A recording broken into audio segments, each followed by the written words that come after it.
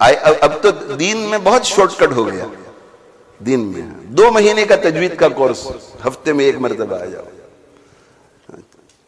3 سال میں مفتی کا کورس، 1 ہفتے میں 1 مرتبہ آنے کا 2 گھنٹے کے لیے. 3 سال میں مفتی، ہفتے میں 1 مرتبہ آنے کا. اور دارالعلوم بری جب کھلا تھا، اور اس وقت دارالعلوم بری میں 6 سال کا کورس مقرر ہوا، 6 سال کا. تو حضرت شیخ رحمت اللہ علیہ کی نگرانی میں بڑے بڑے علماء نے بیٹھ کر 6 سال کا کورس مقرر کیا. اور اس وقت بڑی پریشانی تھی کہ یہ 8-9 سال کا کورس 6 سال میں کیسے ہو سکے گا.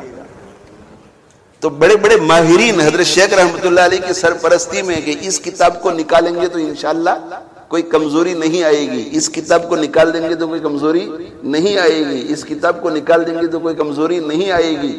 اس سے کہ یورپ میں نوجوان لڑکے ماں باپ 8-9 سال ڈیڈیکیٹ نہیں کر سکیں گے. ہندوستان میں ہر جگہ 8-9 سال کا کورس تھا اس وقت، بنگلہ دیش، پاکستان میں یہ شارٹ کورس یہاں بنا 6 سال کا، یہاں کے حالات کے پیش نظر.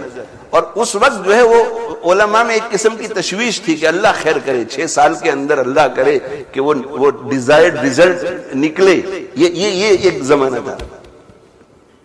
اور اب 2 سال میں نہ وہ صرف سے لے کر بخاری شریف تک کا کورس مکمل ہو گیا، اور اس پر خوشی کا اظہار کیا جا رہا ہے. تجوید کا کورس کہیں ہو رہا ہے، فقہ کا کورس ہو رہا ہے، حدیث کا تخصص کسی جگہ ہو رہا ہے. میں نے مفتی رفیع عثمانی صاحب دامت برکاتہم سے سنا کہ ہمارے یہاں دارالعلوم کراچی میں ہمارے والد صاحب رحمۃ اللہ علیہ کے زمانے میں بنگلہ دیش کا ایک طالب علم پڑھنے کے لیے آیا، تخصص فی الفقہ کرنے کے لیے، افتاء کے لیے آیا. 3 سال رہا، 3 سال. اور مفتی شفیع صاحب رحمۃ اللہ علیہ کے زمانے میں کتنی محنت کروائی ہوگی. 3 سال کے بعد جب کورس مکمل ہوا اور جب وہ جانے لگا تو اس طالب علم نے کہا کہ حضرت سند دیجیے، یعنی مفتی کی سند دیجیے. تو حضرت نے فرمایا کہ بھائی آپ مفتی ہیں نہیں تو میں سند کیسے دوں. 3 سال مفتی کا کورس کیا اور سند مانگ رہا ہے وہ طالب علم، اور انتھک محنت کر کے حضرت کی نگرانی میں. تو حضرت نے فرمایا کہ تم مفتی نہیں ہے تو سند کیسے دوں. یہ 3 ایئرز کا تو ابھی کورس ہو گیا ہے. جیسے میڈیسن کا اسٹوڈنٹ 8 سال تک پڑھتا ہے، 8 سال تک 6 سال تک پڑھتا ہے میڈیسن کا اسٹوڈنٹ. تو پڑھنے کے بعد ایگزامینیشن دیتا ہے، وہ پاس ہو جاتا ہے، اسے پہ ڈاکٹر نہیں کہتا. اسے ڈاکٹر بننے کے لیے اب ہاسپٹل میں بھیجا جاتا ہے کہ 6 مہینے کے لیے لیسٹر رویل انفرمری میں جاؤ. 6 مہینے وہاں سے فارغ ہوتا ہے کہ لنڈن جا کر کے وہاں کی جنرل ہاسپٹل میں کام کرو. وہاں سے کہ بھائی اب اسکاٹ لینڈ جا کر کے کام کرو. 2-3 سال تک اسے گھمایا جاتا ہے. تو یہ تو ابھی سیکھا ہے کہ بھئی فتویٰ لکھنا کیسے ہے، مفتی تھوڑا ہوا. تو حضرت نے فرمایا کہ تم جاؤ اور جا کر کے بنگلہ دیش میں کسی مفتی کے ساتھ کام کرو، اور وہ آپ کی محنت کو اور آپ کے کام کو دیکھ کر وہ فیصلہ کریں گے کہ ناؤ یو آر اے مفتی. وہ آپ کے کام کو دیکھ کر وہ بنگلہ دیش والے مفتی صاحب فیصلہ کریں گے آپ کے لیے. تو طالب علم بھی ذہین تھا. اس نے کہا حضرت بنگلہ دیش میں کسی دارالافتاء میں کوئی مفتی مجھے اپنے ساتھ اس وقت بٹھائے گا جب اسے پتا ہوگا کہ میں مفتی بن کے جا رہا ہوں، یعنی میں تخصص فی الفقہ کر کے جا رہا ہوں، تو مجھے کام ملے گا نا. تو اتنا تو لکھ دو کہ میں نے یہاں 3 سال تخصص فی الفقہ کیا ہے تاکہ میں کسی کو جا کر کے کہوں کہ مجھے یہاں افتاء میں کام دو. تو مجھ سے نے کہا یہ بات تو تمہاری صحیح ہے. کہا کہ بھائی ورق لاؤ اور قلم. یہ مفتی رفیع عثمانی صاحب دامت رحمت اللہ علیہ سے میں نے خود سنا. تو اسے وہ ورق دیا گیا تو اس نے حضرت نے لکھا اس میں کہ اس طالب علم نے بڑی محنت سے ہمارے مدرسے میں تخصص فی الفقہ میں یعنی افتاء کے کورس میں 3 سال کامیابی کے ساتھ گزارے ہیں. اگر یہ کسی ماہر مشاط مفتی کی نگرانی میں بنگلہ دیش جا کر 10 سال تک کام کرے گا فل ٹائم تو مجھے امید ہے کہ یہ مفتی بن جائے گا.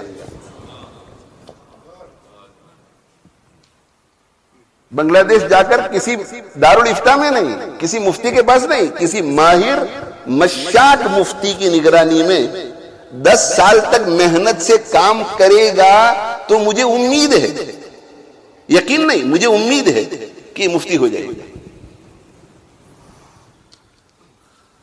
یہاں انگلینڈ حضرت تشریف لائے تھے ہمارے یہاں، تو مسافہ لوگ کر رہے تھے. تو مسافہ کرتے کرتے ایک صاحب آئے اور انہوں نے کہا کہ فلاں مفتی صاحب کو سلام کہہ دینا. اب یہ بھی ادب کے خلاف ہے کہ مفتی اعظم پاکستان کو آپ وہاں پڑھنے والے ایک طالب علم کو سلام کہلوائیں، کہ فلاں مفتی صاحب کو سلام کہہ دینا. اب مفتی رفیع عثمانی صاحب تھوڑی دیر کے لیے غور کیا کہ بھئی کراچی میں اس نام کا مفتی کون ہے، لیکن ذہن میں نہیں آیا. تو مجھے کہا کہ یہ کس مفتی کی بات کر رہے تھے، مسافہ کرتے کرتے رک گئے کہ یہ کس مفتی کی بات کر رہے ہیں. تو میں نے کہا کہ ہمارے انگلینڈ سے آپ کے یہاں وہ جو فلاں طالب علم پڑھنے کے لیے آئے ہیں افتاء میں، ان کے بارے میں یہ کہہ رہے ہیں.